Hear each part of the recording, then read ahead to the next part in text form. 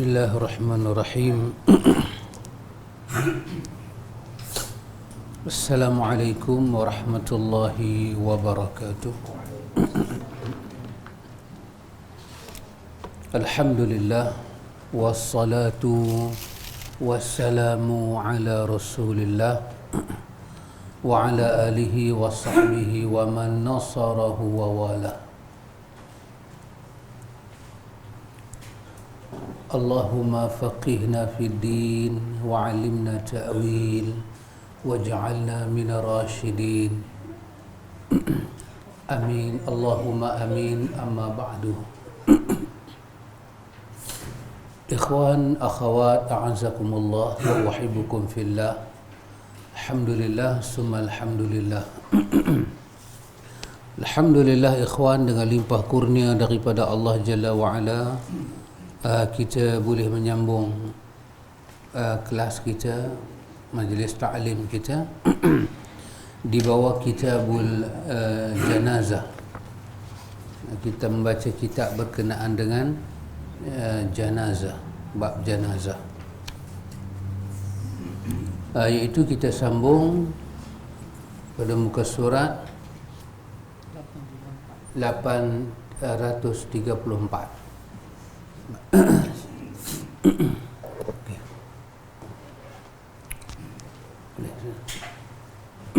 علي رضي الله عنه قال سمعت رسول الله صلى الله عليه وسلم يقول ولا تغلوا في الكفن فإنه يسلب الشريعة رواه Abu Dawud. Dari Ali radhiyallahu ia berkata, aku mendengar Rasul sallallahu alaihi wasallam bersabda, janganlah kalian terlalu mahal dalam menggunakan kain kafan, kerana ia akan rosak dengan sendiri. Ini hadis yang disambung oleh penulis kita, iaitu oleh Imam Ibn Hajar Asqalani rahimahullahu ta'ala, iaitu ada suatu message dalam hadis ini tentang wala tughalu fil kafani fa innahu yuslabu sari'a, iaitu Nabi kata janganlah kamu ini melampau-lampau. Maksud dia dalam hal kapan tu beli kain mahal-mahal, melampau-lampau. Kerana Nabi bagi sebab, kerana kapan itu dia akan jadi barang yang rosak dalam kubur nanti. Dia akan jadi barang yang rosak dalam kubur. Hadis ini diriwayatkan oleh Imam Abi Dawud. Wallahu ta'ala alam, Allah ta'ala maha mengetahui. Sebahagian para ulama menyebut kedudukan hadis ini adalah hadis yang dhaif, tapi masih para ulama mengambil istifadah, pelajaran umum daripada daripada kesimpulan isi hadis itu, iaitu dalam hal agama ini bukan saja dalam bab ni, tapi dalam ayat Quran sendiri menyatakan la taghlu fi dinikum, jangan kamu melampau-lampau. La taghlu, jangan kamu melampau-lampau, itu ada. Jangan kita mengarahkan kepada muqaddimah mubazir, itu ada. Itu memang ada. Jadi walaupun hadis ini dhaif, mafhum daripada hadis ini dia ada dalam hukum yang sahih. Baik. Kemudian diriwayatkan daripada Asy-Sya'bi dari Ali alaihi salam, dan dalam sanadnya terdapat Amr bin Hisham al-Jambi yang masih diperselisihkan oleh para ulama. Sanad hadis ini terputus antara Asy-Sya'bi dan Ali kerana menurut Ad-Darqutni ia tidak mendengar daripada Ali kecuali satu hadis. Dalam hadis ini adanya larangan untuk berlebihan dalam kain kafan, iaitu dalam hal harganya. ya, inilah kejujuran para ulama kita ikhwan. Para ulama kita jujur. Mereka akan sebut kedudukan hadis ini. Di sini ada suatu yang inqita'. Kita kata wa fihi inqita' baina Sya'bi wa Ali. Ini di antara wali annahu qala ad-Darul Qutni. Ini daripada huraian Imam Darul Qutni, iaitu adanya terputus sanad antara Sya'bi dan Ali. Dan dalam sanad ini juga ada seorang yang bernama Amru bin Hisham Al-Jambi ini dan dia satu orang yang bersendirian dalam hadis ini.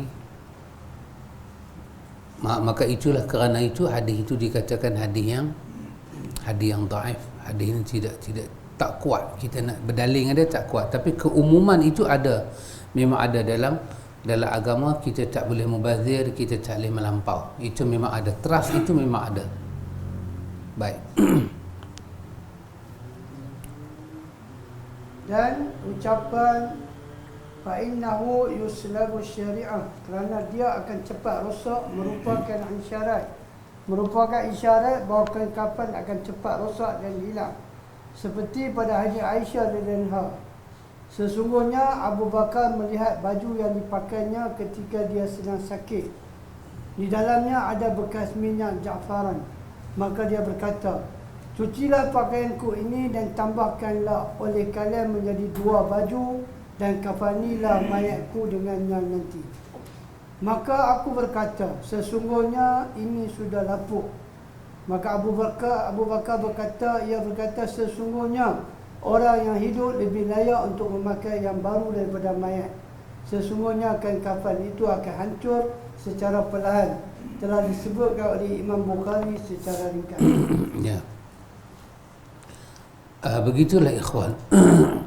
Maka dia kata di sini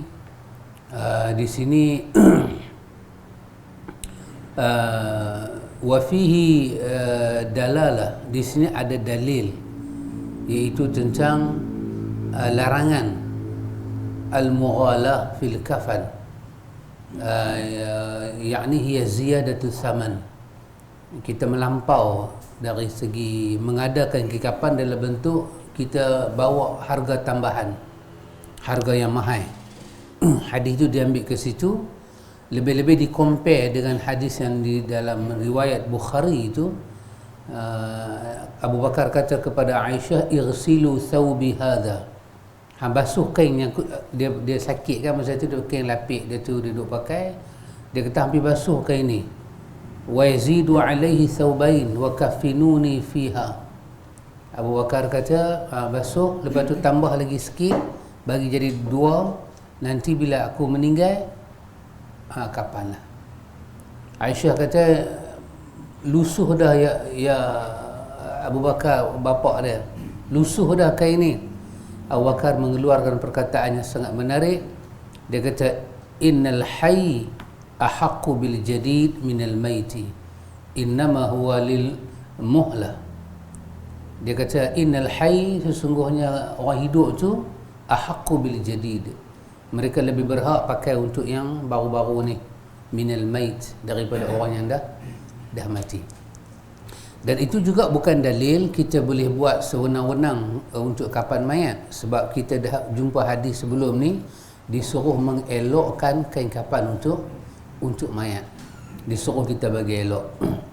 Maka di sini seolah-olah ada isyarat dia tak mau apa? Dia tak mau kita ambil kain kapan dalam bentuk terlalu mahal. Terlalu mahal itu tak, sebab kain kapan itu akan rosak dan tidak akan ada manfaat apa-apa. Jadi yang menasabah. So di tengah-tengah ini penulis bawa kepada kita satu riwayat yang dhaif secara sanad, tetapi sahih secara makna. Makna dia sahih, memang ada dalam banyak riwayat-riwayat lain. Jangan kita buang duit yang banyak untuk beli benda-benda mahal untuk kain kapan ini. Itu peringatan untuk kita yang terlibat dengan kain kapan. Bukanlah bermakna apa itu. Tengok dalam hadis tadi dia sebut perkataan apa? Ya, Abu Bakar hadis Aisyah tu dia sebut perkataan apa nama, masa Abu Bakar sakit, rada'a min za'faran. Kain yang dia pakai itu terkena warna za'faran, macam bertumpuk-tumpuk lah. Tumpuk-tumpuk warna. Tapi Abu Bakar tak kisah tu semua. Dia kata boleh pakai untuk kapan. Mungkin masyarakat kita ni kalau kita kapan kain bertumpuk-tumpuk ni aib lah kot. Kita tak usahlah mengaibkan. Tapi juga perhatikan, janganlah sampai harga itu termasuk orang panggil harga yang mahal, yang Nabi kata la tughalu fil kafan. Jangan kamu melampau. Jangan kamu melampau dalam kapan dengan ziyadatus saman, menambahkan harga untuk beli dia, jangan. Itu pelajaran yang penulis ingatkan kita. Baik. وعن عائشة رضي الله عنها أن النبي صلى الله عليه وسلم قال لها لو مت قبلي لغسلتك. الحديث رواه أحمد وابن ماجه وصححه ابن حبان. Daripada Aisyah radhiyallahu anha, Nabi SAW bersabda, seandainya engkau meninggal sebelumku, maka sungguh aku akan memandikanmu. Hadis ini diriwayatkan oleh Imam Ahmad, Ibnu Majah dan disahihkan oleh Ibnu Hibban. Wallahu ta'ala alam. Allah Ta'ala yang maha mengetahui. Ikhwan, ini lagi satu hadis yang disyarahkan oleh San'ani setelah hadis yang dibawa oleh penulis kita Imam Ibn Hajar Asqalani, hadis Aisyah radhiyallahu anha. Hadis ini riwayat Ahmad, riwayat Ibnu Majah, dan Imam Ibn Hibban telah mensahihkan hadis ini, dan para ulama kita, ulama hadis yang lain pun bersetuju dengan pentashihan yang dilakukan oleh Imam Ibn Hibban.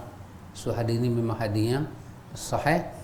Itu berkenaan dengan ucapan Nabi kepada Aisyah radhiyallahu anha. Nabi kata kepada Aisyah, "Lau muti qabli." Sekiranya engkau mati sebelum daripada aku, awal daripada aku, la ghasaltuki. Nabi kata, aku mandikan engkau. Jadi ini hadis dia, bermakna seolah-olah ada isyarat dalam hadis ini suami boleh memandikan isteri. Kemudian dalam hadis ini ada petunjuk bahawa bagi suami boleh memandikan isterinya. Ini adalah pendapat majoriti ulama. Abu Hanifah berkata, suami tidak boleh memandikan isterinya, namun berbeza jika sebaliknya, kerana telah terangkatnya hukum pernikahan dan tidak ada iddah bagi suami. Tapi hadis ini jelas membantah pendapat ini pada kedua pasangan suami isteri. Ya, alhamdulillah. Dengan adanya hadis ini membawa bukti bahawa suami boleh memandikan isteri. Apatah lagi dalam hadis ini ucapan seorang suami, Nabi ucap pada isteri dia. Kerana ada ulama baca dengan zahir hadis, macam Abu Hanifah kan,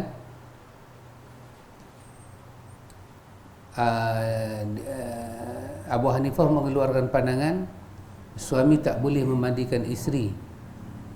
Dia kata tak, suami tidak memandikan isteri sebab bila dah mati habis, putus, dah jadi orang luar, tak boleh. Pasal perempuan tu dah melalui iddah. So nak rujuk tak boleh dah. Ini iddah wafat, bukan iddah hidup kan. Jadi tidak aula bagi suami itu memandikan isteri. Tapi kata penulis, dengan adanya hadis ini maka tertolaklah pandangan Abu Hanifah untuk kes suami isteri ni. Kita boleh kata bahawa kesepakatan, hampir berlaku kesepakatan para ulama kita, suami boleh memandikan isteri, isteri boleh memandikan suami. Ialah dengan syarat-syarat lain lah. Suami itu kena sihat, kena riang dia kuat, kena suami itu kecil, bini besar tak lepas lah juga. Atau sebaliknya. Itu syarat-syaratnya mana sabarlah.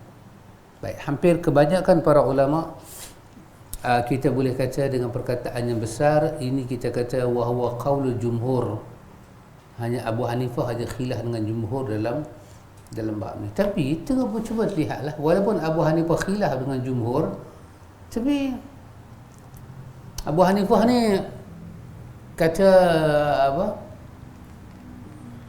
dalam Fathul Bari kan, ulama kata Allah Ta'ala bagi akal pada Abu Hanifah ni tak rugi, pasal dia perah betul-betul akal dia.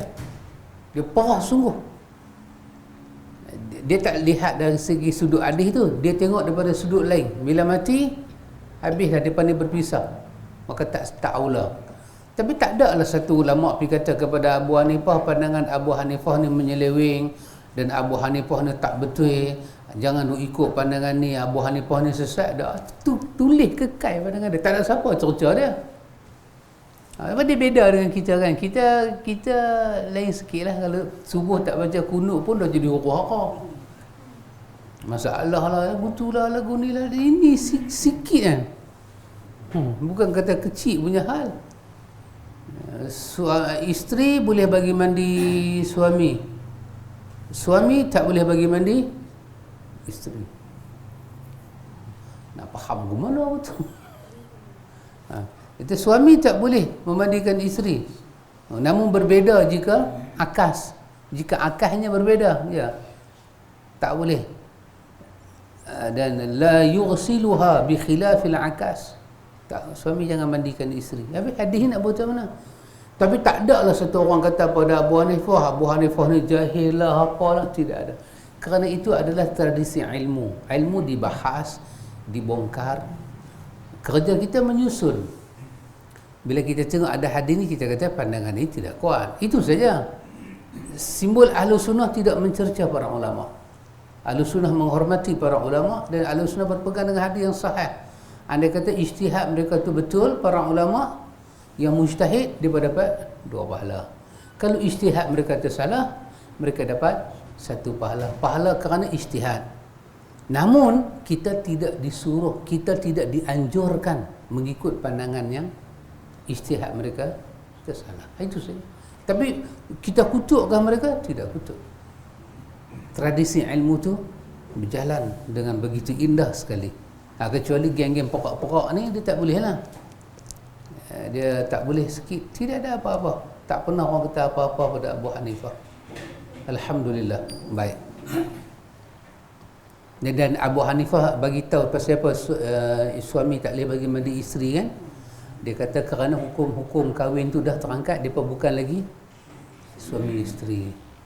Dari segi ra'yi, dari segi dia cakap tu, kita kata dengan ukul ni, dengan pemikiran ni, macam logik, betul lah. Dah mati bukan? Tak ada apa-apa kan? Tetapi ni ada hadis yang sahih yang Nabi sebut. Dan Abu Hanifah kemungkinan dia jumpa hadis ni, dia tak tolak hadis ni, tapi dia ihtimal hadis ni, ini mukjizat Nabi. Nabi sebut pada isteri dia, lau muti qabli, Aisyah, kalau hang mati awal, hang mati sebelum aku, la ghasil tuki, aku mandikan hang. Itu khas untuk Nabi je, bukan untuk kita. Sebab tidak ada ucapan berapa banyak sahabat-sahabat Nabi yang isteri mereka mati awal, yang Nabi cakap pergi mandi isteri hang, tak ada. Ini Nabi dengan Aisyah aja. Maka ini adalah rumah tangga Ahlul Bait. Maka tak ada dalil di situ. Dan sebelum daripada ini, Khadijah binti Khuwailid meninggal, ada Nabi pergi mandi? Tak ada. Tak dengar ada tu. Jadi kenapa? Antara Aisyah dengan Khadijah, tak salah kita tanya Nabi sayang yang mana? Semua orang boleh jawab. First love, first marry. Marry kan married? Dua-dua boleh ya? Dengar macam bunyi roti pula, roti Mary. Married kan? Kita married. First ni kan dia indah kan? Tapi tak ada Nabi pergi. Nabi menangis. Khadijah wafat, Nabi bagi tahu dia ahli syurga. Nabi suruh dia sampai salam kepada Maryam dan Asia. Tapi Nabi tak pergi bagi mandi dia pun. Maka itu lebih menunjukkan perkataan Nabi ni untuk dia saja. Dan mungkin dia ada tujuan lain, maksudnya dia nak hibur Aisyah kan yang berduka masa tu. Seperti Aisyah pergi niat umrah di mana? Tanaim.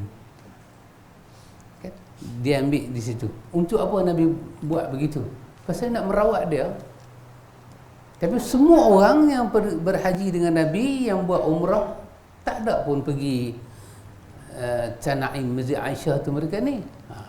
Jadi bila kita susun dari segi akalan itu, nampak pandangan Abu Hanifah ni jelas. Pasal tu bukan kata kita, dunia pakai Abu Hanifah time tu. Tapi bila datang hadis ni, Ahmad dalam musnad dia, Ibnu Majah dalam Sunan Ibnu Majah, Ibnu Hibban dalam Sahih Ibnu Hibban, dan para ulama sepakat kewujudan hadis ni adalah sahih, dan hadis ni langsung tidak masuk dalam bab mukjizat Nabi. Hadis ni adalah hadis yang umum. Maka para ulama kata inilah yang benarnya. Begitulah. Baik. Kemudian Adapun perempuan selain daripada isteri, maka Abu Dawud telah mengeluarkan riwayatnya dalam marasilnya daripada hadis Abu Bakar bin Ayyash, daripada Muhammad bin Abu Sahri, dari Makhul, dia berkata, Rasulullah sallallahu alaihi wasallam bersabda, jika seseorang perempuan meninggal di sekitar laki-laki sedangkan tidak ada perempuan selain dia bersama mereka, begitu pula jika seorang laki-laki meninggal di kelompok perempuan dan tidak ada bersama mereka laki-laki selainnya, maka keduanya ditayamumkan kemudian dimakamkan. Keduanya diposisikan orang yang tidak menemukan air. Dalam kitab dia Al-Marasil. Ini satu yang disebut oleh Imam Abi Daud berdasarkan riwayat ini. Jadi kalau tempat tu ada laki-laki mati dan orang laki-laki lain tak ada, keliling semua perempuan-perempuan yang yang ajnabi dengan dia, yang bukan mahram dia, maka bagaimana dengan mayat dia? Mereka tayamum cukup. Mereka tayamum dan mereka simpan. Dan demikian juga perempuan, tak ada mahram dia, mereka semua laki-laki yang ajnabiyah untuk dia, maka pun lagu tu juga di tayamum dan sembahyang, tak payah kita nak bagi mandi. Nampaknya pandangan itu disamakan dengan hal apa dia? Dengan hal orang yang tidak berjumpa ayam. Kedudukan dia sama dengan orang yang la yajidul ma, dia tak dapat jumpa ayam. Dan nampaknya pandangan ini seolah-olah diterima oleh para ulama kita. Ya. Kalau kata yang tadi kita cakap untuk bagi mandi, tapi selepas bagi mandi jenazah perempuan, dia bagi mandi, perempuan bagi mandi, tapi lepas tu nak angkat jenazah sebab dia nak kampan kan. Perempuan yang ada semua tak mampu nak angkat sebab mungkin jenazah tu berat saiz tu kan. So dia minta tolong lelaki-lelaki yang ada yang mahram, suami, mungkin suami dia seorang, yang lain dia nak mungkin kawan-kawan. Macam mana Ustaz nak angkat? Ya. Wallahu ta'ala alam, Allah Maha mengetahui. Baik. Soal laki-laki mengangkat jenazah perempuan,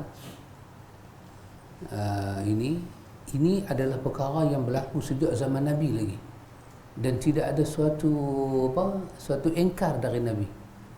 Dan kita tak dengar pula riwayat di zaman Nabi mayat perempuan yang angkat, mayat laki-laki yang angkat, mayat perempuan angkat. Tidak.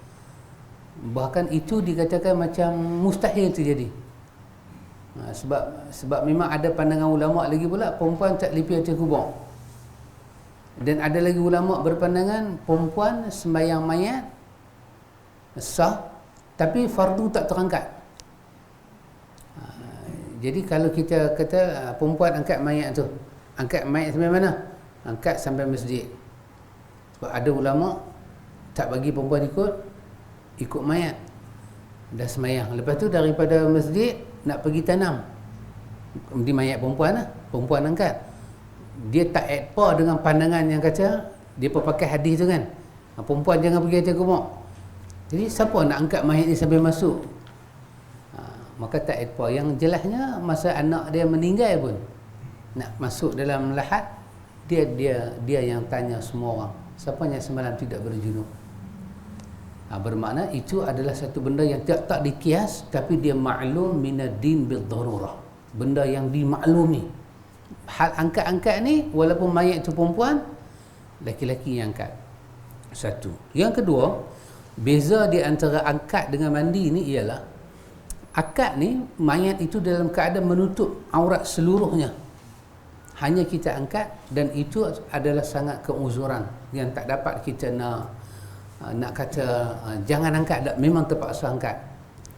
Hal mandi melibatkan penglihatan kepada aurat dan sentuhan. Maka hal mandi itu memerlukan dalil lain. Adapun dalam hal angkat dia sangat umum. Maka kita tak katalah kita ambil kiyah ke sini tak, kerana akad tu dia maklum minad din bil darurah. Sejak zaman Nabi benda tu berlalu macam tu. Jadi kalau ada wanita angkat mayat, dia akan jadi gharib, dia akan jadi satu yang pelik dan kita akan tengok riwayat bertubi-tubi nanti keluar sebab perempuan angkat. Maka kita tak kira sebab kita kata itu adalah hukum yang jelas dan memang tidak diengkar oleh Nabi. Maka dia memang dalam laki-laki angkat mayat perempuan itu adalah diharuskan. Maka kalau dalam hidup, dalam mati pun boleh, maka demikianlah kata para ulama, laki-laki boleh angkat wanita dalam hidup yang melibatkan darurat, dia pengsan, dia jatuh, macam tadi dia terkulai. Tak ada nak angkat. Tak ada nak angkat tu, apa yang nak angkat. Itu semua ya demikian. Itu dibenarkan.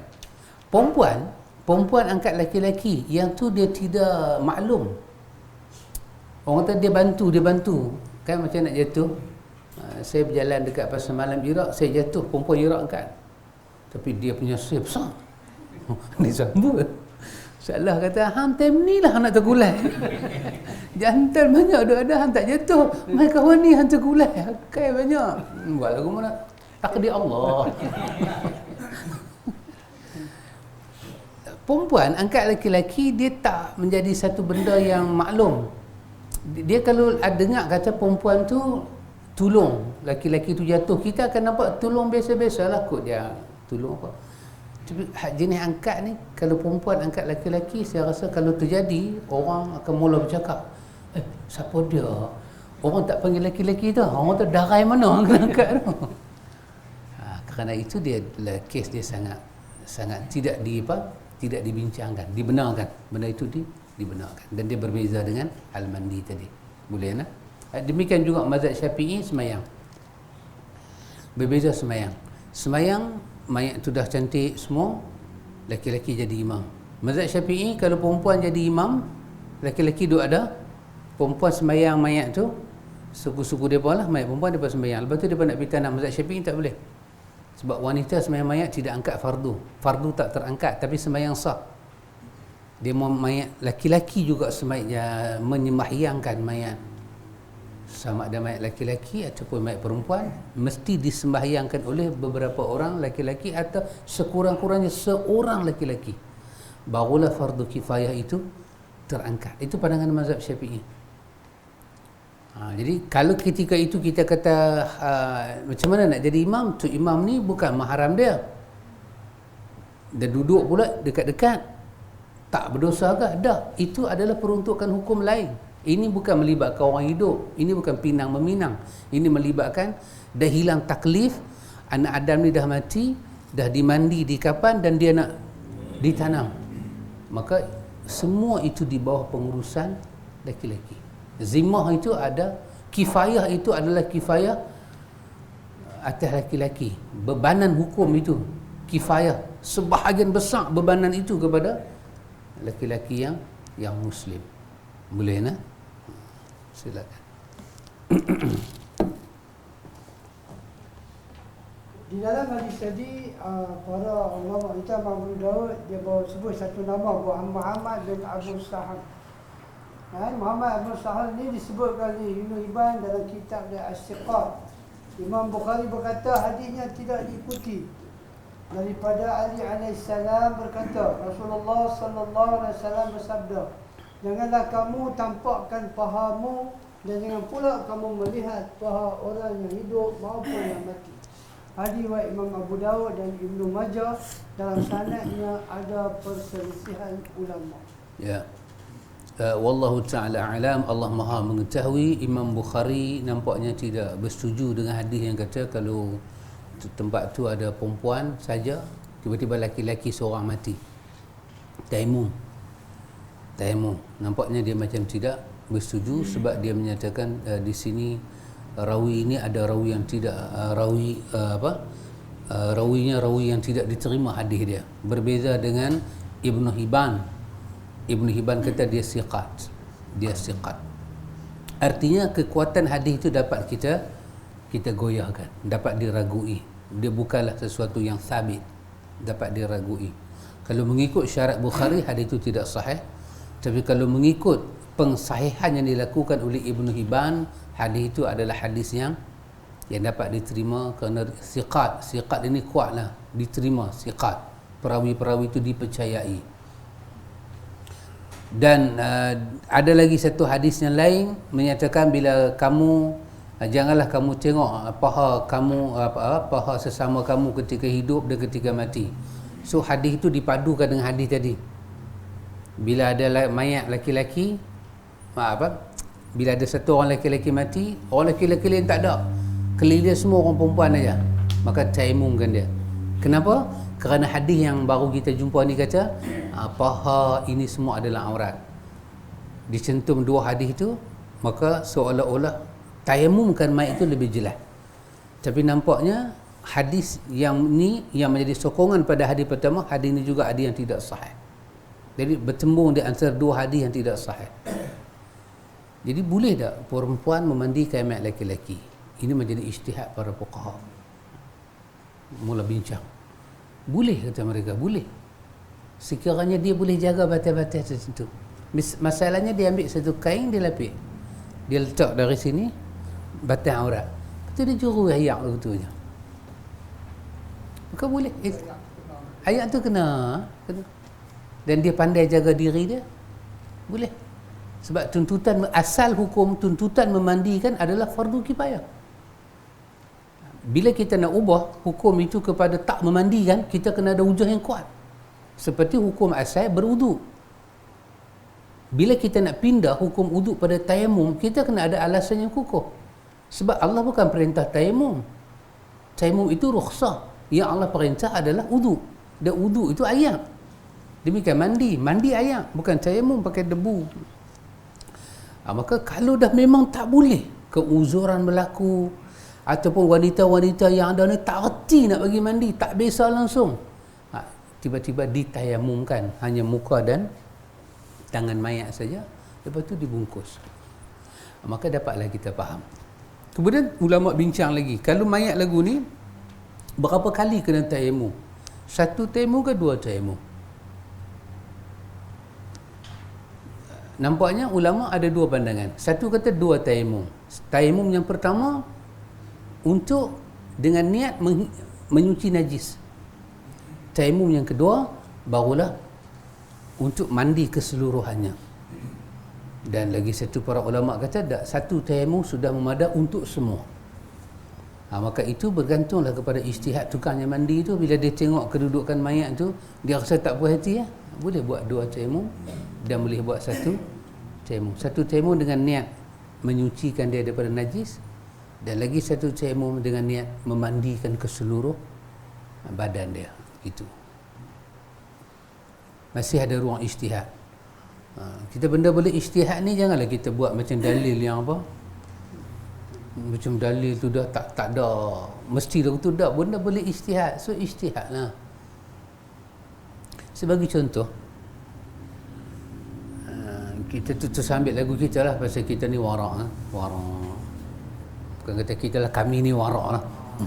Bukan kata kami ustaz nak warak lah. Warak kita jenis warak.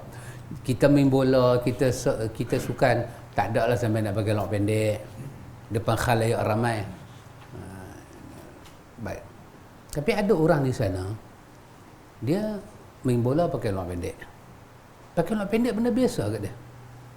Tak ada apa-apa, kan? Katalah saya pergi ke depan sikit, ada orang boleh keluar rumah pakai seluar dalam jenis macam seluar pendek tu panggil apa? Boxer. Kita orang tu pakai jorok je. Kenapa dia ni boxer? Dia keluar, dia boleh cuci kereta, boxer dia. Baik. If orang macam ni mati, dia meninggal. Yang masa dia hidup, yang tu saja batas aurat dia. Bukanlah itu hukum aurat, tapi yang tu dia dah biasa, dia maksud dia kawan perempuan lalu dia sembang lagu tu aja. Kadang dia pakai baju pun baju yang apa, pagoda yang nampak kecil kan. Dia biasa kadang dia tak pakai baju. Dia naik motor, dia pergi kedai pula beli sabun. Dia patah balik. Tiba-tiba dia mati. Dia ni tentulah berbeza dengan orang yang masuk tandas dengan jubah, mandi dengan jubah, semua dengan jubah, pergi market pakai jubah, cuci kereta, cuci motor, semua dengan jubah. Tentulah berbeza kan. Sebab dia malu keseluruhannya. Katalah dia ni mati, orang nak bincang, kebetulan orang lelaki-lelaki tak ada, tinggal orang perempuan, kawan-kawan lagu dia. Lepas tu mari kita bagi mandi mayat dia. Kata macam mana nak bagi mandi? Kalau mereka dapat menjaga kawasan yang dia jaga masa hidup dan dia pun cuba bagi mandi, maka kita kena berani ijtihad. Kata benda tu tak adalah satu kesalahan yang total dan fatal. Masa hidup pun dia lagu tu. Walaupun agama kata batas aurat tu yang mana? Dia tidaklah benda itu menjadi satu aib pada dia. Maka itu juga memerlukan keberanian kita dalam berijtihad. Kerana tidak dapatlah kita nak putuskan dengan dalil-dalil yang adanya umum. Ya umum sahaja. Paha aurat, lutut aurat, itu semua dalil-dalilnya umum. So kalau itu dapat dijaga, itulah yang sepatutnya kita jaga. Dan hukum asal, laki-laki memandikan laki-laki, perempuan memandikan perempuan, itu hukum asal. Kalau darurat itu menyebabkan akan berlaku sebaliknya, maka ijtihadlah kita. Dan benda ni nampaknya ada ruang untuk ijtihad. Baik. Wa an Asma binti Umais radhiyallahu anha anna Fatimah radhiyallahu anha awsat an yughassilaha Ali rawahu Daruqutni. Daripada Asma bin Umais, Fatimah radhiyallahu anha berwasiat agar ia dimandikan oleh Ali. Hadis riwayat Imam Daruqutni. Hadis ini menunjukkan tentang masalah suami memandikan isterinya sebagaimana yang ditunjukkan oleh hadis yang pertama. Adapun isteri yang memandikan suaminya, maka dalil yang menunjukkan hal ini adalah riwayat yang dikeluarkan oleh Imam Abu Daud daripada riwayat Aisyah radhiyallahu anha, sesungguhnya dia berkata, jika aku menghadapkan perkaraku, maka aku tidak akan berpaling daripadanya. Tidaklah memandikan Nabi SAW selain pada isteri-isterinya. Telah disahihkan oleh Imam Al-Hakim. Wallahu ta'ala a'lam. Allah Ta'ala yang maha mengetahui. Ini lagi satu hadis daripada Asma binti Umais. Dia kata Fatimah radhiyallahu anha telah bagi satu wasiat kepada Sayyidina Ali, pesanan dalam riwayat Daruqutni, kalau dia meninggal dia nak Sayyidina Ali yang bagi mandi. Jadi apa yang dalam riwayat ni dengan riwayat Aisyah tadi nampaknya adpa, benda tu berjalan. Maka kerana itu para ulama tak berbincang sangat tentang suami memandikan isteri, mereka berbincang yang sebaliknya. Suami memandikan isteri, riwayat ni jelas. Cuma Abu Hanifah saja. Tapi riwayat isteri memandikan suami mana? Itulah riwayat Abi Daud. Aisyah cerita pada hari wafatnya Nabi. Iaitu Aisyah radhiyallahu anha, dia kata dia ni satu orang yang kalau dia istaqbaltu min amri, kalau Aisyah ni dia buat satu kerja, dia tak akan berhenti sampai kerja tu habis, ditumpu betul-betul, dia tadabbur dengan kerja tu, dia memang buat kerja tu sungguh. Kata Aisyah, pada hari Nabi wafat ni aku sibuk dengan kerja aku. Kalaulah aku tak sibuk hari itu, Aisyah kata, nescaya yang memandikan Nabi adalah isteri-isterinya. Bermakna ada harapan daripada Aisyah nak bagi mandi Nabi. Tapi kenapa dia tak terlibat dengan bagi mandi? Sebab dia ada benda lain. Ulama kata mustahil Aisyah nak sebut satu benda yang dilarang oleh syarak. Mustahil Aisyah bercita-cita nak bagi mandi suami dia Nabi, sedangkan syarak tak bagi. Dan kalau tak boleh perempuan bagi mandi isteri, maka pada masa Nabi kata pada Aisyah, kalau kau mati aku bagi mandi, masa tu Nabi akan kata siap-siap, sebaliknya kalau aku mati hang tak boleh bagi mandi aku Rasulullah, hang tak boleh. Nabi tak kata apa pun masa tu. Maka itu menunjukkan, inilah hadis menunjukkan bahawa suami isteri juga boleh memandikan mayat suami, dan itulah yang menjadi pandangan jumhur para ulama kita, boleh antara satu sama lain. Dan ini juga telah disahihkan oleh Imam oleh Al-Hakim dan Abi Daud juga menganggap hadis tadi, hadis Aisyah tadi tentang hari wafat Nabi juga ada yang sahih. Baik. Kemudian walaupun ini adalah ucapan seorang sahabiah, demikian juga hadis Fatimah menunjukkan bahawa hal ini telah dikenal pada masa hidup Rasulullah sallallahu alaihi wasallam.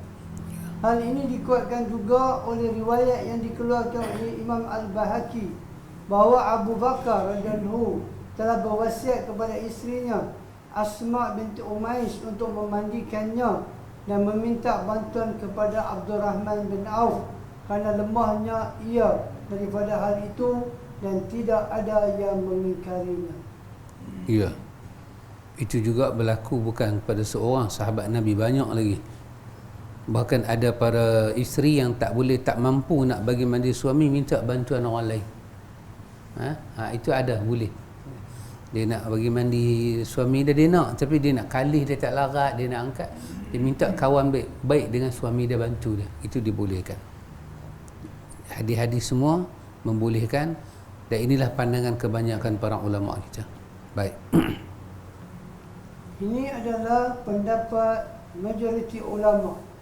Ada perbezaan pendapat daripada Imam Ahmad bin Hanbal. Ia berkata, kerana terangkatnya hukum pernikahan, demikian yang disebutkan dalam Asy-Syarah dan dalil At-Talib daripada kitab-kitab Al-Hanabilah yang lafaznya demikian.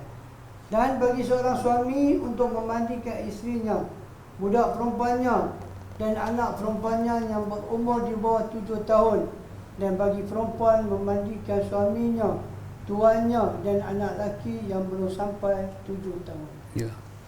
Ini ada syarat-syarat yang para ulama kita letak. Macam Abu Hanifah tadilah, dia melihat daripada sudutnya lain. Kalau nak bagi mandi, umur kena macam ni, syarat dia kena lagu ni.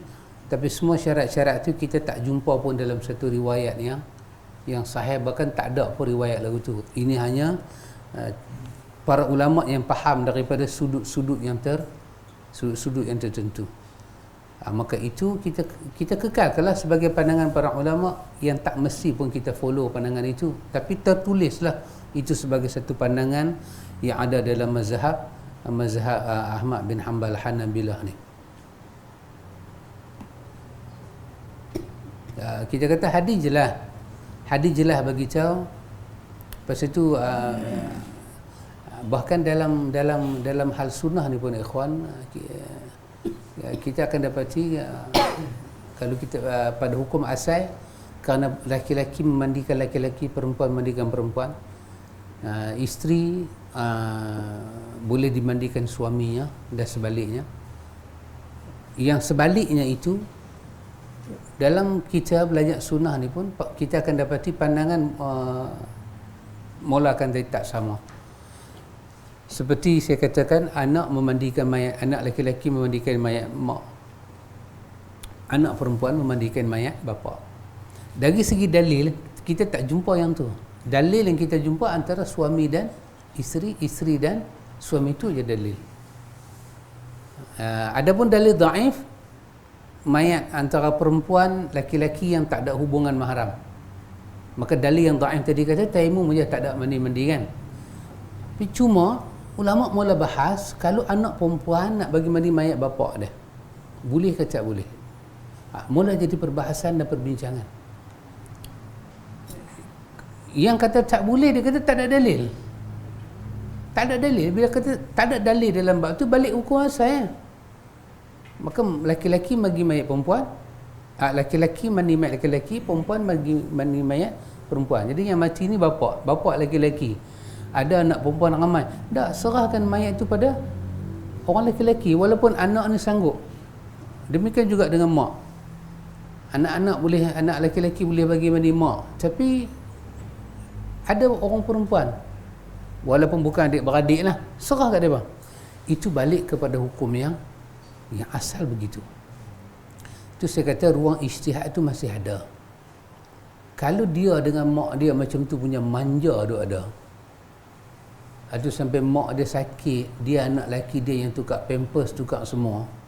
Dia yang bagi mandi mak dia masa hidup. Tiba-tiba mak dia mati, kita kata boleh bagi masa hidup je, masa mati tak boleh bagi mandi. Benda tu orang dalam mazhab Abu Hanifah kata ghairu ma'qul. Maksud dia unreasonable. Dia tak adpar dengan kita punya pemikiran, tak masuk. Jadi tapi tetaplah ada aurat antara ibu dan anak. Maka dia kena jagalah bahagian aurat tu. Tapi macam mana pun aurat itu mak dia, macam mana pun aurat itu adalah bapak dia. Maka bagilah ruang sikit, benarkan apa yang dibenarkan, yang mana sabah lah. Yang tak boleh lah. Sila begitu. Baik. Sila. وعن بريدة رضي الله عنه في قصة الغامدية التي أمر النبي صلى الله عليه وسلم برجمها بالزنا قال ثم أمر بها فصلي عليها ودفنت رواه المسلم. Dan daripada Buraidah radhiyallahu anhu dalam kisah perempuan Al-Ghamidiyah yang telah diperintahkan oleh Nabi sallallahu alaihi wasallam untuk direjam kerana melakukan zina. Buraidah berkata, kemudian diperintahkan baginya untuk disolati dan dimakamkan. Hadis riwayat Imam Muslim. Ya.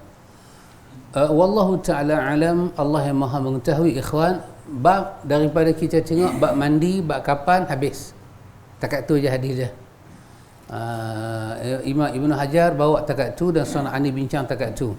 Hadis yang kita nak masuk ni pula, hadis Buraidah ni, hadis Muslim. Dia dah tak kena mengena dengan mandi kapan semua habis dah.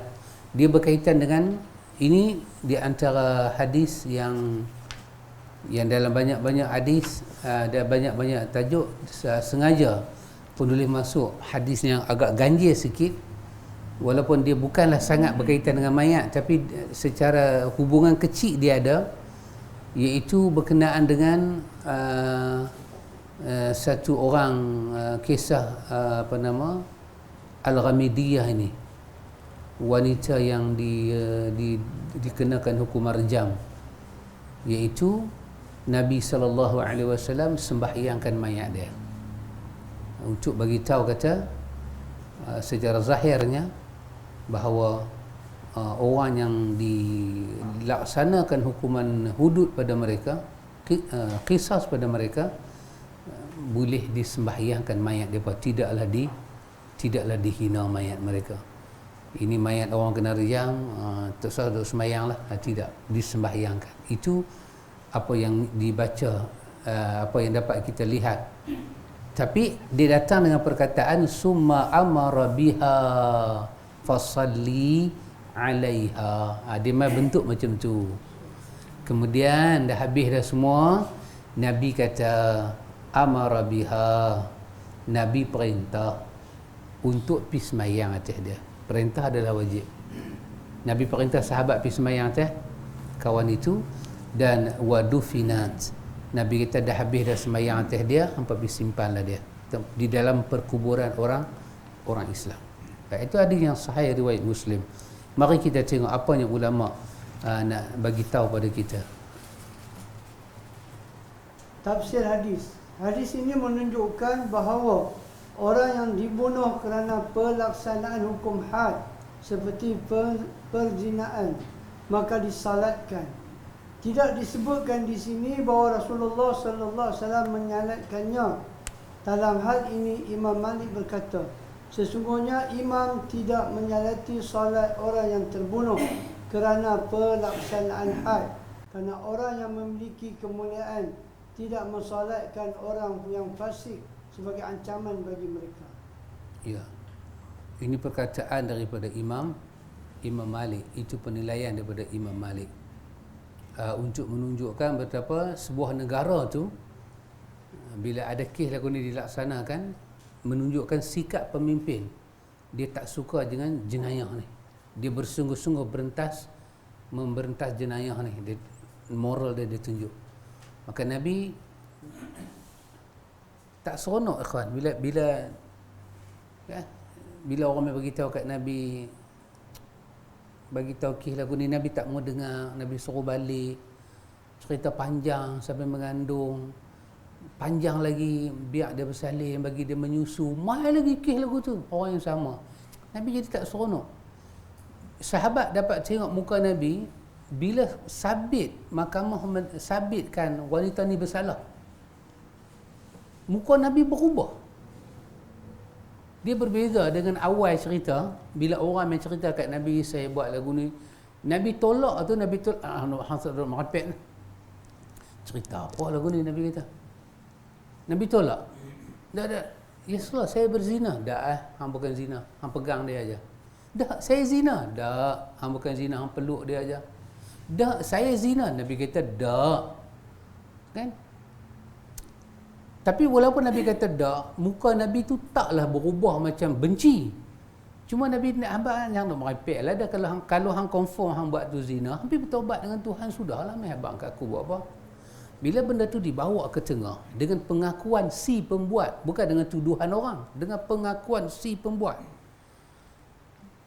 dia tak boleh ya. Sebab orang yang buat tu rasa bersalah diri kalau dia tak dibersihkan dengan hukum Tuhan. Dia duk mendesak. So, bila dia sabit kata dia salah betul, maka masa nak rejam dia dengan batu, sahabat kata kami tengok muka Nabi berubah sangat-sangat. Nabi tak suka. Nabi nak pergi semayang ni, para ulama kata dia tak gamak. Bukan tak gamak kerana kawan tu hina. Dia tak gamak nak bayang macam mana kawan tu melalui hukuman ni. Maka Nabi kata hampa pergi semayang. Itu satu tafsiran para ulama kenapa Nabi perintah sahabat sembahyangkan jenazah dia. Tapi Imam Malik melihat daripada sudut lain. Imam Malik kata itu menunjukkan ketegasan pemimpin, betapa dia menyekat jenayah itu, dan dengan dia sebagai orang yang meletakkan undang-undang dalam negara tu, kalau dia pergi sembahyang mayat tu, takut nanti orang cakap undang-undang dia ni dia buat. Tengok dia ni buat puas hati kot, dia tu dah mati, buat muka main sembahyang. Itu boleh jadi orang sebut. Maka itu juga satu andaian kenapa Nabi tidak pergi.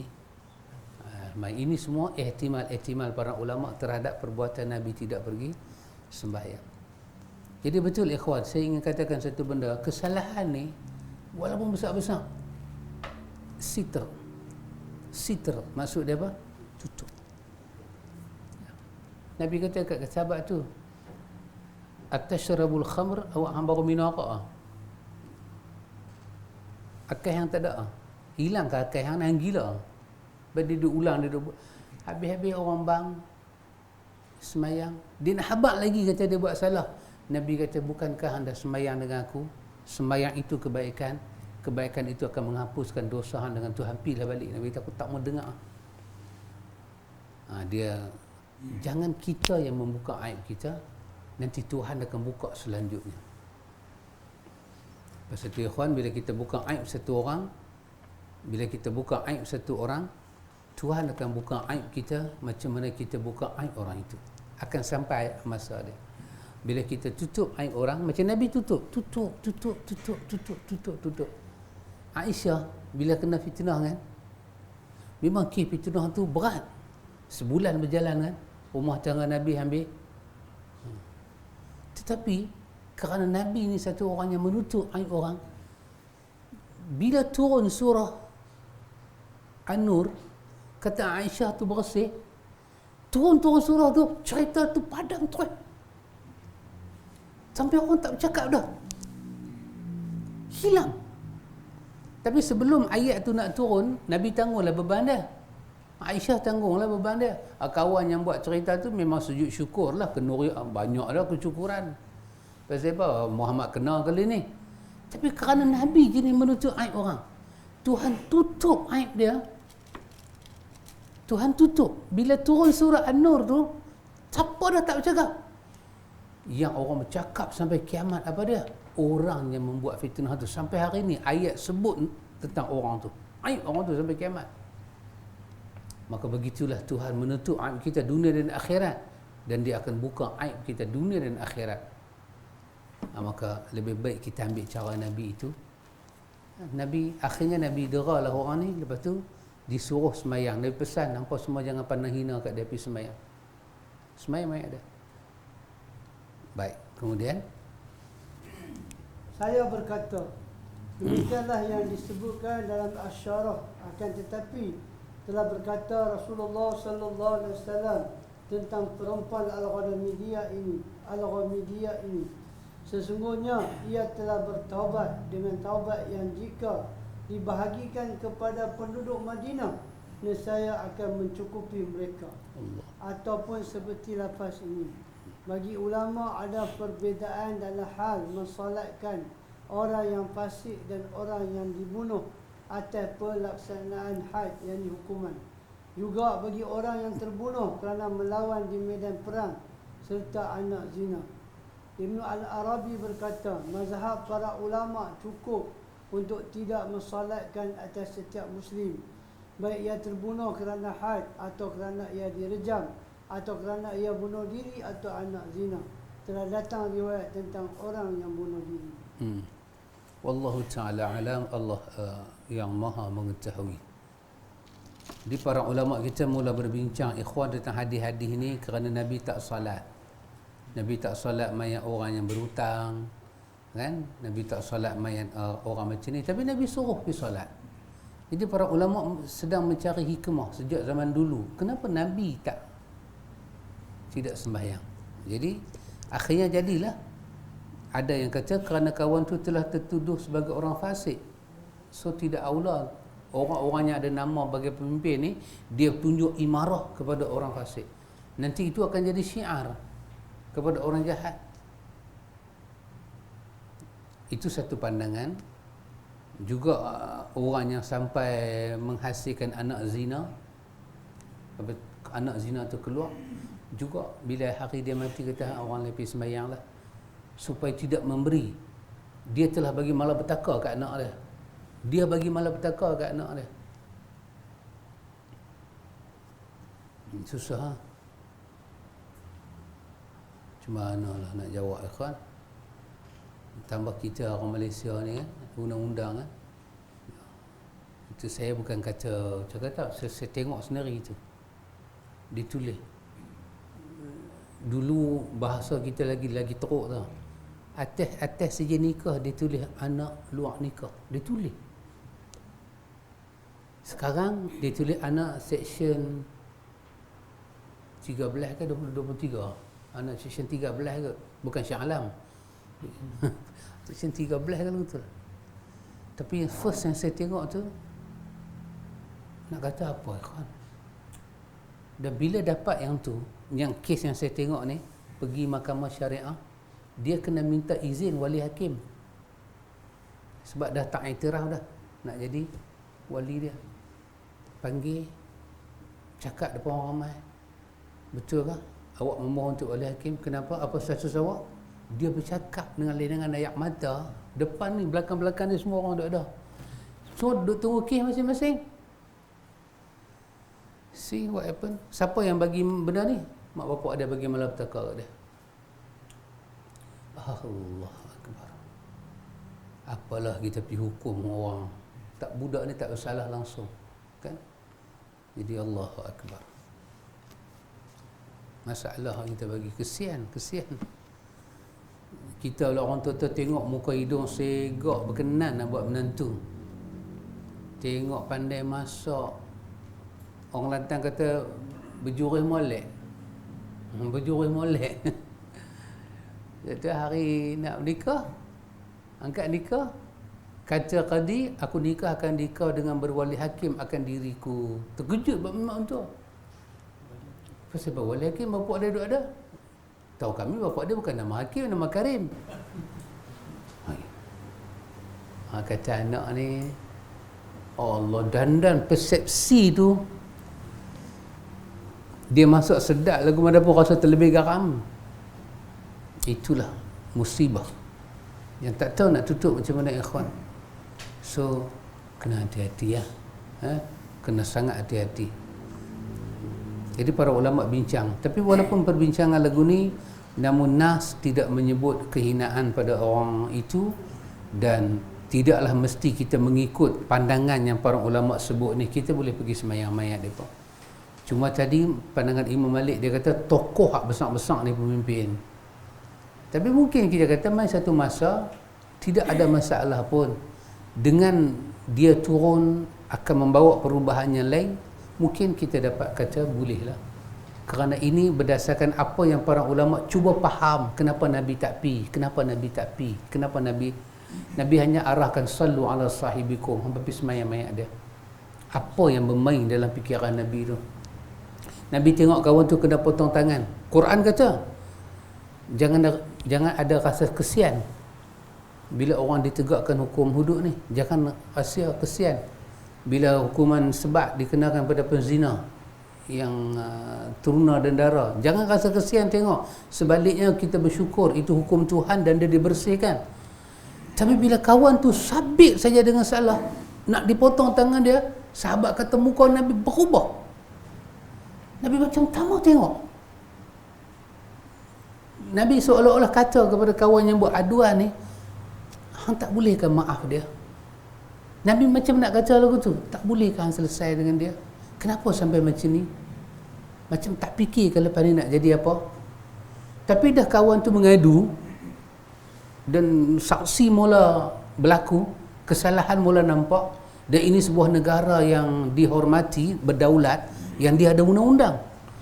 Kalau negara berdaulat ada undang-undang, tiba-tiba tak pakai undang-undang tu, negara tu akan dianggap tidak berdaulat.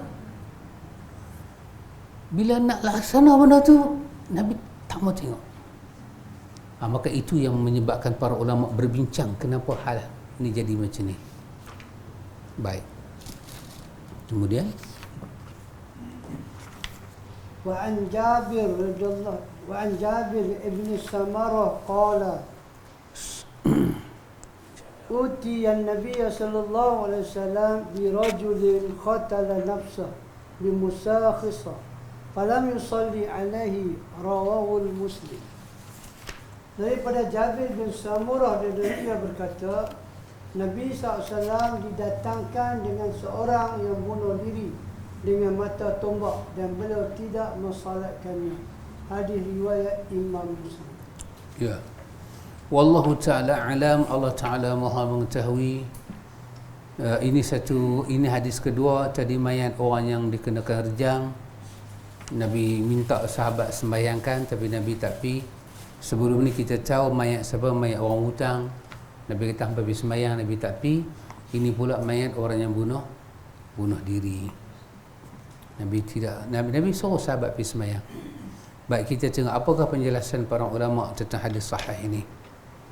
Tafsir hadis, perkataan al-musyakhis adalah bentuk jamak daripada tunggal al-muskis, iaitu mata tombak yang tajam. Imam Al-Khattabi berkata, Rasulullah sallallahu alaihi wasallam meninggalkan salat di atasnya. Maknanya sebagai ganjaran dosa baginya dan sebagai ancaman bagi orang yang melakukan sebagaimana yang ia lakukan. Ya. Itu satu daripada tafsiran para ulama. Kata Jabir bin Samurah, orang bawa kepada Nabi ni satu orang lelaki yang dia mati bimusyaqis, musyaqis, dengan satu tombak yang tajam. So, Nabi tak semayang, kata Khatabi, untuk bagi tahu, kata pertama, Nabi tak suka umat dia mati lagu ni, sebab mati bunuh diri adalah pilihan. Dia adalah pilihan, satu orang yang buat pilihan. Cuma para ulama kita berbincang panjang, ikhwan, orang yang mati bunuh diri ni kemungkinan dia bertaubat tu ada ruang. Sebab bila roh nak terkeluar ni, katalah dia gantung diri, dia ingat gantung-gantung tu sengak bila tu, tak duduk melupuk, ambil masa setengah jam duduk melupuk, masa tu dia sakit. Kemungkinan dalam hati dia kata, ya Allah, menyesainya aku gantung diri. Menyesai itu dianggap dia dah tak mau gantung dah. So dia mati juga dalam keadaan lagu tu, dalam menyesai, maka dia tak dihukum mati gantung diri, dia dianggap orang yang terjebak. Maka ini satu perkara yang lain. Beza dengan satu orang dia kata, aku nak bunuh diri, jangan, dosa besar, peduli apa aku dengan dosa. Terjun kau tahu 60 tingkat, terjun, kepala pergi ke lorong garu, tangan pergi ke Square Times Square tu. Macam Kasim Baba kena tetap, kepala lain teruklah. Ini beza pula. Sebab apa? Sebab semua orang dengar perkataan dia, mampu bila bunuh diri, apa salah pula. Berbeza kawan tu sengap, tak ada apa, terjun masuk dalam air, masa roh nak keluar tu duk lemah tu, sakit, azab. Lemah ni satu sakit, dia sakit, dia menyucuk, tak boleh tahan, tapi nak buat lagu dia terjun lah. Para ulama kata kemungkinan ini berlaku. Dengan itu kita menyatakan takdir Allah lah, dia mati lagu tu, tapi dia tidak dihukum keluar daripada Islam, dia Muslim. Maka lebih kuat lagi bila Nabi suruh sahabat pergi sembahyang atas dia, tapi Nabi tak mau sembahyang sebab Nabi tak mau umat dia ambil tindakan lagu tu, dan sebagai peringatan bahawa dosa bunuh diri ni dosa yang besar. Bukan pasal Nabi hina mayat itu, tidak, tapi Nabi nak abad kata, aku tak mau dah umat aku, kalau boleh inilah kes yang terakhir ada, aku tak suka macam mana dengan aku tunjuk aku tak pergi sembahyang. Tapi Nabi kata hampa semua ni pergi sembahyang mayat dia. Ini kata Imam Khatabi, cara dia faham hadis itu begitu. Baik, kemudian para ulama berbeza pendapat dalam hal ini. Umar bin Abdul Aziz tidak memandang untuk mensolatkan orang yang bunuh diri. Demikian juga yang dikatakan oleh Imam Al-Auza'i. Majoriti fuqaha yang lain mengatakan untuk disolatkan. Mereka berkata dalam hadis ini bahawa sesungguhnya orang ini disolatkan oleh para sahabat. Mereka berkata ini sebagaimana Rasulullah sallallahu alaihi wasallam meninggalkan untuk mensolati orang yang meninggal dan dia memiliki hutang pada awal peristiwa, dan beliau memerintahkan para sahabat untuk mensolatkannya. ya, rasanya itu dapat kita faham dengan mudah, ikhwan. Cuma adalah para ulama kita seperti Umar bin Abdul Aziz, dia mengambil tegas benda ni sebab dia tengok Nabi tak pergi semayang mayat dia, dia kata dia nak pegang, kata tak mau pergi semayang. Nampaknya pegangan dia berbeza dengan Imam Malik. Kemungkinan lah pasal dia Umar bin Abdul Aziz, dia memang pemimpin. Kan Imam Malik katakan jenis pemimpin tu sapi lah, sebagai apa? Sebagai inzar, kan, warning. Betul lah, dia pegang, dia tak pergi. Imam Al-Auza'i pun demikian. Tapi para jumhur ulama kata mayat dia disembahyangkan. Sebab apa? Sebab Nabi mengarahkan sahabat. Nabi tak pergi, tapi yang Nabi arah tu siapa dia? Sebaik-baik manusia pergi sembahyang. Jadi di situlah ada lagi satu pandang, ikhwan. Nabi tak pergi, tapi lisan Nabi mengarahkan sebaik-baik manusia pergi sembahyang. Artinya kalau kita nak jadi sebaik-baik manusia, kita pergi sembahyang. Tapi kalau ada di kalangan kita yang kita rasa dia ni pemimpin, dia tak mau pergi, kita tak kata apa kat dia. Tapi macam kita ni, jadilah orang yang diarahkan oleh Nabi, kita pergi sembahyang. Baik, kemudian Aku berkata, Aku tu San'ani lah. Aku berkata, Imam San'ani berkata, jika memang ada riwayat yang menunjukkan bahawa Rasulullah sallallahu alaihi wasallam memerintahkan para sahabatnya untuk mensolatkan orang yang bunuh diri, maka pendapat ini adalah lebih sempurna. Dan jika tidak, maka pendapat Umar bin Abdul Aziz adalah lebih sesuai untuk hadis ini. Kecuali di dalam riwayat An-Nasa'i disebutkan, adapun aku tidak akan menyolatkannya. Boleh jadi yang lainnya memahami bahawa selain beliau menyolatkannya. Ya. Jadi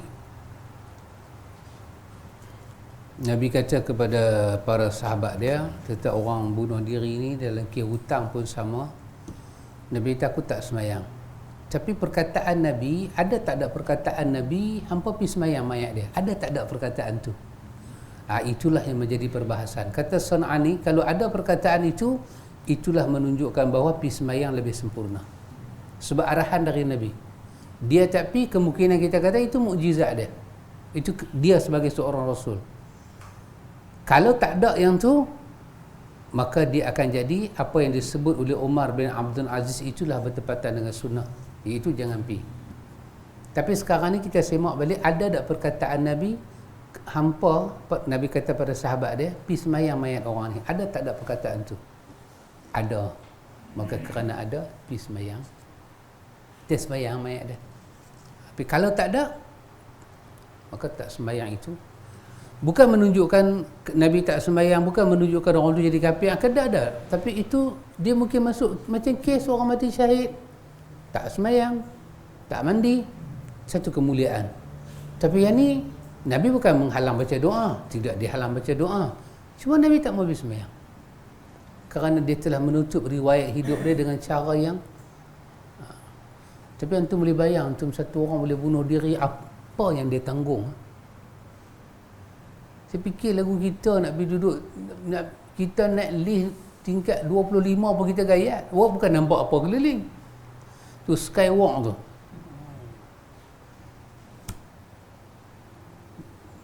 Memang tak jalan lagu tu. Ini pula nak tengok ke juram lagu tu, nak pergi terjun. Apa dalam kepala kita? Mesti ada satu benda yang betul-betul buntu. Apakah ujian Allah sebesar tu kat dia? Kan? Jadi zaman hari tu dia ambil pedang, dia ambil tombak tajam tu, bagi dalam perut. Sakit ni, orang bunuh diri ni sakit. Betul-betul tak mati dandan, masuk hospital. Allahu Akbar. Sakit, sangat-sangat sakit. Sahabat kita sebut pasal keracunan tadi kan, pun 3 hari sakit. Kata jangan duk kenalah keracunan perut. 3 hari sakit. Ini bunuh diri ya kawan. Jangan ambil main. Orang ambil ubat tikus macam makan Panadol. Lepas tu pergi mandi.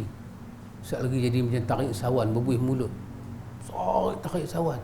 Tu tarik sawan tu bukan syok, sakit. Kalau dia boleh buat return balik untuk tak telan ubat tu, rasa dia akan minta balik ke Tuhan, tak mau telan ubat ni balik, pasti menderita azab. Dah lepas tu nak masuk kubur lagi derita. Jadi Allahu Akbar. Karena tu San'ani memberi penjelasan yang macam ni. Jika dia kata jika memang ada riwayat menunjukkan Nabi perintah sahabat suruh sembahyang mayat orang yang bunuh diri. Baik. Di sini ada lagi satu kes yang menjadi perbahasan para ulama. Tadi mayat penzina. Satu. Sebelum ni kita belajar mayat hutang. 2. Ni ketiga mayat bunuh diri. Baik. Ada satu lagi yang San'ani nak bangkitkan. Kalau kita tengok hadis mayat orang berhutang, Nabi akan tanya, dia ada hutang tak? Kata ada hutang. Apa Nabi kata? Ada tak siapa nak tanggung hutang dia? Sahabat kata ada. Apa Nabi tersenyum. Nabi seronok, Nabi bersembahyang. Kalau sahabat kata tak ada, apa Nabi kata?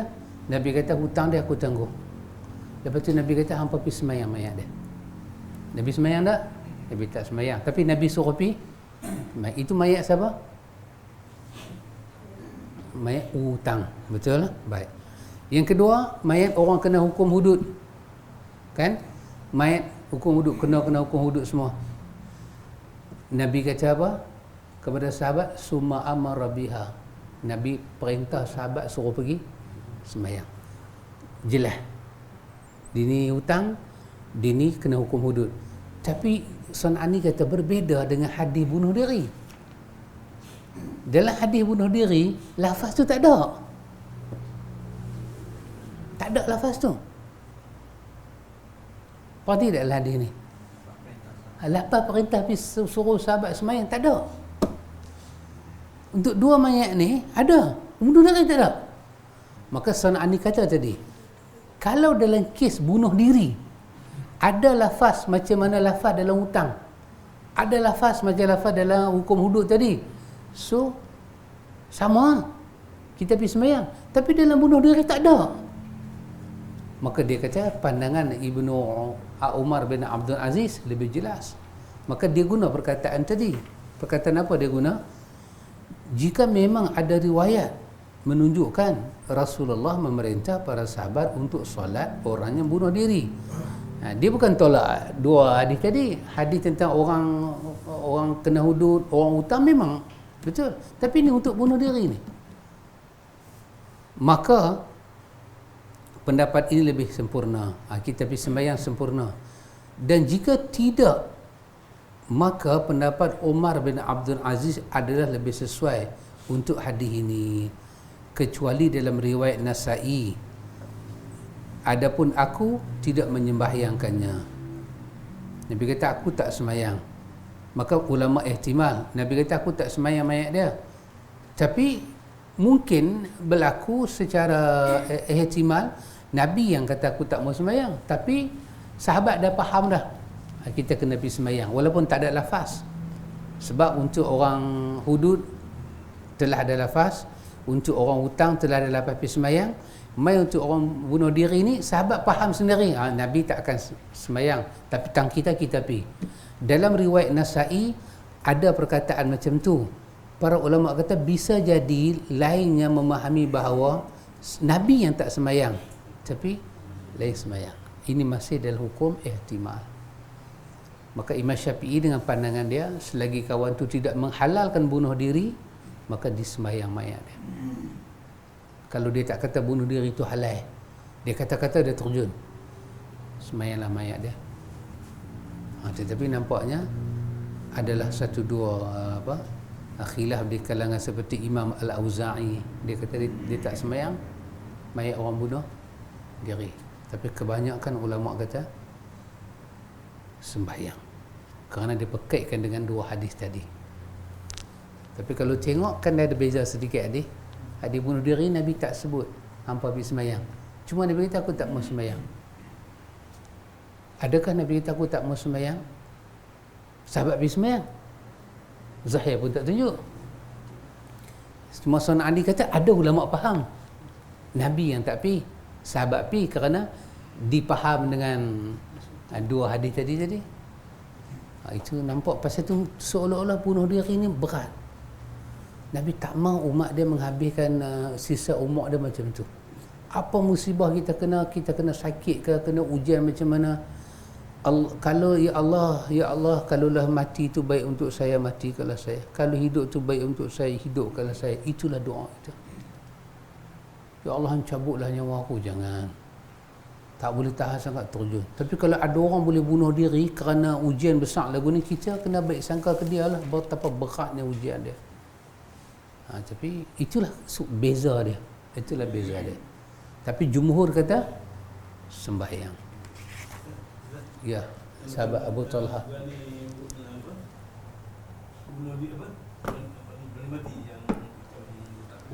Berani mati.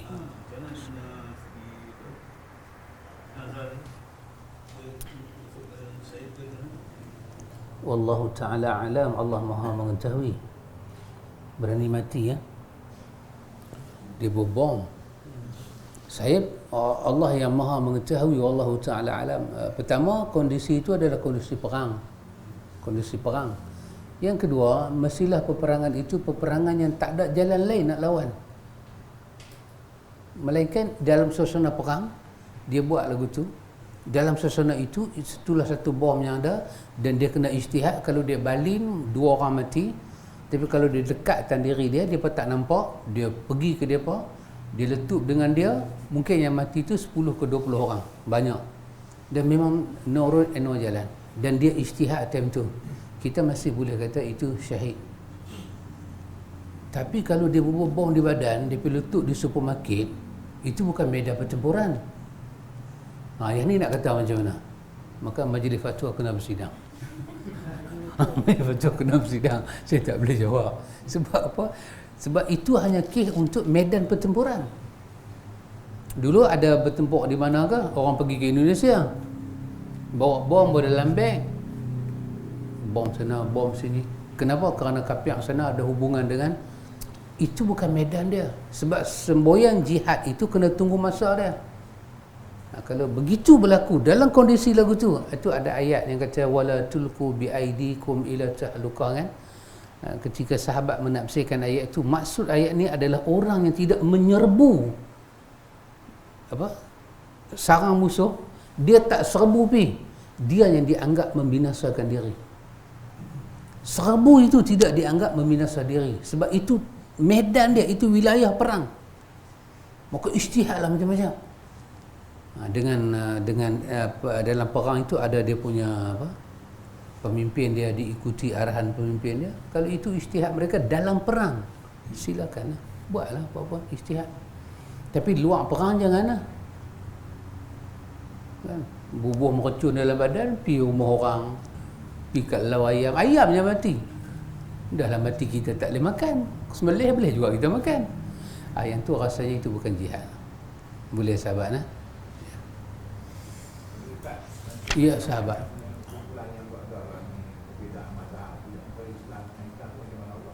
Macam mana? Berbeza mazhab antara Islam. Beza mazhab. Wow, soalan 3,5 bagus. Soalan hanjakan paradigma. Saya fikir Allah Ta'ala alam, Allah Maha mengetahui, beza mazhab ni tak ada hal. Tak ada hal. Kita kata mazhab, Quran kata innama yakhshallah min ibadihi ulama fas'alu ahla zikri in kuntum la ta'lamun yarfa'illahu allazina amanu minkum wallazina utul ilma darajah. Quran guna perkataan ulama, orang berilmu, cuma sebutan kita mazhab. Sebenarnya yang betulnya ialah ahlu sunnah ini mengikuti para ulama. Kerana bila kita kata mazhab, kita nampak satu. Bila kata mazhab, kita nampak Syafi'i. Sedangkan Quran kata ikut para ulama. Ulama ni plural, perkataan plural daripada alim. Bermakna orang-orang yang berilmu, banyaklah orang berilmu. Tapi cuma sebutan kita ni mazhab, mazhab, sehingga dia menjadi satu benda yang sempit. Kalau kita kata mazhab, berapa banyak mazhab bercanggah, dan pencanggahan para ulama itu adalah benda ma'ruf. Cuma kita yang belajar ni disuruh perhati bila para ulama berbincang, kita disuruh dengar halusi dan bandingkan yang mana yang lebih kuat. Macam tadi, kalau based on mazhab, Abu Hanifah dengan pandangan dia, suami tidak memandikan isteri. Nak kata apa? Itu satu mazhab. Tapi kita ikut tak mazhab tu? Kita tak ikut. Bukan kerana namanya Abu Hanifah, kerana pandangan itu tidak at par dengan maksud hadis. Itu saja. So kita pun tak payah iktiraf kita mazhab apa. Kita kata saya menjadikan pegangan hidup saya Quran dan sunnah yang sahih. Mana-mana pandangan yang sejalan dengan Quran dan sunnah, saya pakai. So, kita tak payah declare, sebab ulama-ulama ni akan bagi pandangan yang berbagai-bagai. Apa ada ulama kata baca doa kunut subuh, ada ulama kata tak ada doa kunut, kan? Kita dengar-dengar jangan kita jam pening lah, bukan nak pening, perhalusilah. Dalil yang kata kunut subuh, dalil yang kata subuh tak berkunut, yang mana lebih kuat? Itu saja. Kerana kerja para ulama ni menggali ilmu, Semua mereka cuba gali sehingga jadi perbezaan pendapat. Kenapa? Kerana mereka nak cari hak Nabi buat macam mana. Syafi'i bawa dalil dia. Hak dia ni tengok dalil Syafi'i, dia kata tak jelas dalil ni. Dia pergi cari dalil lain. Jumpa. Lepas tu datang pula satu angkatan para ulama. Kerja mereka ni apa dia? Muhaqqiq. Apa dia? Meneliti dalil orang. Ini salah satu dia buku kita baca ni lah. Kerja dia membandingkan dalil. Maka dia habaq ni kuat. Ni tak apa kuat. So tidak ada apa-apa. Boleh. Yang mana tak sama dengan sunnah, kekalkanlah sebagai satu ilmu yang ada dalam tulisan ilmu. Tapi tidaklah kita amalkan. Tak payah. Itu ada soalan kan. Apa ibadat kita sah tak? Kalau tukar mazhab, tak ikut mazhab. Oh, kalau syarat ibadat Allah terima ikut mazhab, mampu kita. Mazhab Syafi'i ni tak mana kita ikut. Tadi mai kita buh minyak motor, pernah kita kata dekat dia saya beli minyak RM3? Tak pernah kata. Dia tu pun tak pernah kata jual. Kita abang RM3 pipa aja. Start motor api, start kereta api. Tu sah tak minyak lari? Mazhab Syafi'i kena sebut jual. Kerana sebutan jual beli tu tanda redha. Walaupun mazhab Syafi'i, orang tak ikut pandangan tu, pandangan Syafi'i. Kenapa? Kerana dia pandangan itu ada tapi dia tidak jelas dengan dalil. Orang ambil pandangan Abu Hanifah buat jual beli. Kerana Abu Hanifah berpandangan ayat yang kata redha meredai itu hanya tunjuk kita punya respon, kata kita nak, dan dia bagi respon kata dia terima. Sah jual beli ya. Tu kira jual beli ya. Dunia menerima penjelasan Abu Hanifah, bukan menolak Syafi'i. Kalau kita kata mesti atas satu mazhab baru sah ibadat, mampu ikhwan. Mazhab Syafi'i tak ada tahlil. Syafi'i menolak tahlil. Kita duk buat ni macam mana? Syafi'i kata tak sampai. Yang kata sampai Imam Ahmad. Dah kita pergi ikut Imam Ahmad pula. Lepas itu, kerana itu bukan masalah mazhab, dia masalah dalil. Ambil dalil, tengok kekuatan dalil, kekuatan hujah. Apa yang ada dalam dalil, itu kita kena faham satu, kita cari yang sahih. Lagi satu, apa yang para ulama bercakap, tak ada dalil ijtihad mereka. Ijtihad ni pun kita kena tengok. Ijtihad punya susunan bab lain. Kadang-kadang tempat ni ijtihad yang lemah, dia boleh jadi sahih pula bila berpindah tempat, berpindah iklim manusia, berpindah zaman. Dulu kan, saya ingat saya sampai dulu lagi Ustaz Nan, awal-awal 70-an, orang Malaysia masih lagi bayar zakat fitrah pakai beras. Terutama kampung-kampung kita duk pi, orang pakai beras. Tapi bila mai 70-an, pertengahan 80-an, datang fatwa. Kita dah tengok ada orang bayar zakat fitrah bulan puasa, tapi dia mula guna duit, akad, lepas tu keluarkan resit. Tak ada lah mazhab Syafi'i. Tapi pandangan itu dulu orang tak pakai, tapi lah ni orang pakai. Kerana zaman memerlukan. Itu semua dalam bab ijtihad, bukan dalam bab masalah dalil tu. Yang mana ada hadis, kita kena tengok hadis dulu. Bila kata hadis tu sahih, kita terpaksa mengenepikan pandangan-pandangan lain. Ambil hadis, kerana Allah mewajibkan kita beriman pada Allah dan mengikut Rasul dia yang bernama Muhammad. Para ulama khilaf ni kerana nak cari kebenaran yang datang daripada Allah dan Rasul, bukan saja-saja mereka nak khilaf. Cuma bila mai ke kita ni, kita jadi perak. Khilaf itu pula menjadi sebab tak boleh ikut Nabi. Akhirnya ulama-ulama ni menjadi sekutu bagi Rasulullah pula. Kenapa awak tak ikut Nabi dalam bab ni? Saya mazhab ni pula jadi ikut tu. Sebenarnya tak pernah jadi masalah dulu. Imam Abu Hanifah bagi pandangan dia, Imam Malik bagi pandangan, Imam Syafi'i bagi pandangan. Lepas tu kata, kalau sekiranya ada hadis yang sahih, kami terima hadis yang sahih, tolaklah pandangan kami. Kita pula minta maaf, aku dah ambil pandangan ni, mai hadis sahih lagi pada apa, aku tolak hadis tu. Ini masalah kita. Ini kita punya masalah kita. Kita punya masalah. Baik ikhwan. Ustaz, Ya cikgu. Boleh. satu peristiwa Ustaz. Ha? Satu peristiwa. Ya. Satu peristiwa di mana seorang yang saya kenal, Hmm. dia ambil nyawa dia. Perempuan ambil nyawa dia dengan dia salat dulu. Dia sembahyang. Dia salat. Lepas salat, ada jalan sebida semua dan dia gantung diri. Dia gantung diri dia. Saya semayang di dalam. Oh, Masya Allah. Macam mana tak dulu ada. Kalau kita tengok tadi, kalau dia tengok meluput, Iya. dia apa? Yalah. Taubat ke apa, macam mana lah. Ah. Dia salat dulu. Allah, Alhamdulillah. Dia solat. Allahu Akbar. Terserah dia dekat Allah lah, kan? Cuma walaupun dia solat dulu, dia dalam telekung ke, tindakan dia tetap salah. Itu bukan menunjukkan dia mendapat husnul khatimah, tidak. Apabila satu tindakan itu menyalahi Quran dan Sunnah, macam mana dia kala tindakan itu sekalipun salah adalah salah. Cuma kita semayang mayat dia, itu pandangan jumhur ulama membenarkan, dan kita mendoakan pada dia semoga Allah ampun kesalahan dia.